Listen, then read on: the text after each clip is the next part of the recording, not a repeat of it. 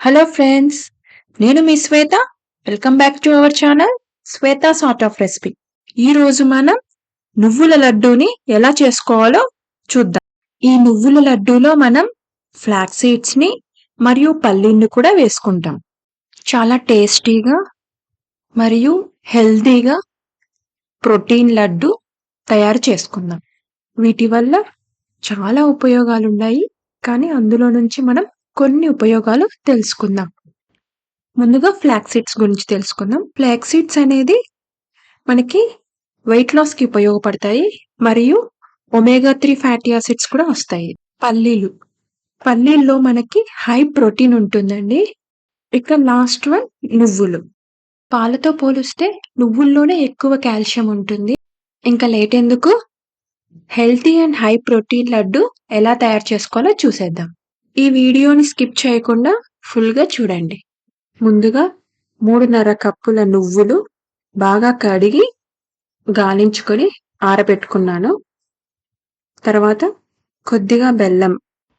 మీరు కావాలంటే తాటి బెల్లమైనా తీసుకోవచ్చు, కానీ నేనిక్కడ నార్మల్ బెల్లమే తీసుకున్నాను.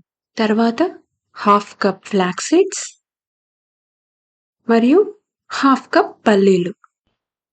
ఇప్పుడు బెల్లం తీసుకొని నైఫ్‌తో ఇలా కట్ చేసుకుంటూ ఉంటే మనకి తురిమినట్లే వస్తుంది. కొద్దిగా ఎండు కొబ్బరి పొడి తీసుకున్నానండి. ఇది ఆప్షనల్.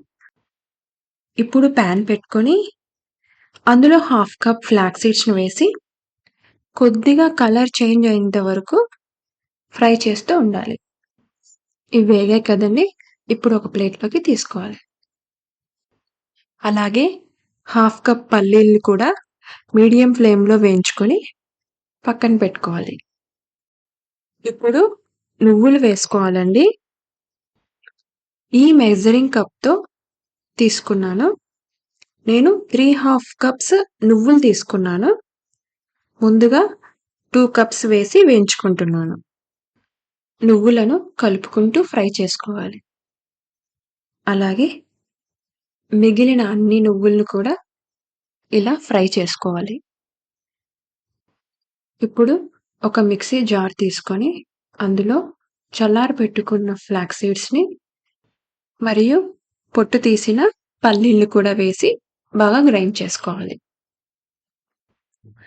ఇలా మెత్తగా పొడి చేసుకోవాలి.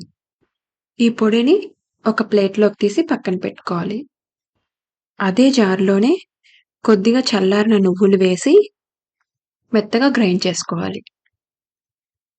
ఈ గ్రైండ్ చేసుకున్న పొడిని ఒక బౌల్‌లోకి తీసుకోవాలి.